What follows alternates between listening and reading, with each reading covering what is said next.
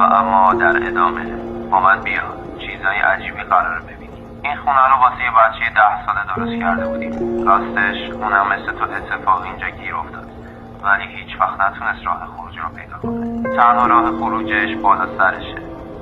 اون هنوز امید داره شاید یکی از اون بالا بیاد و نجاتش بده. همراه هم بیا.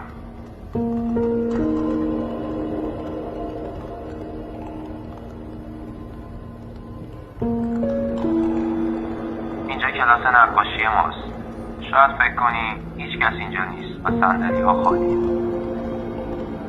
ولی چیزی که روی صندلی هست رو تو نمیتونی ببینی. البته تا وقتی که خودت هم یکی از اونها نباشی.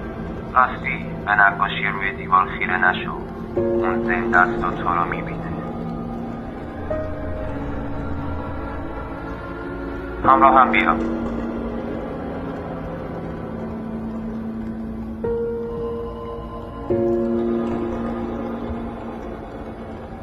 و اما اینجا 3 تا راه خروج داری.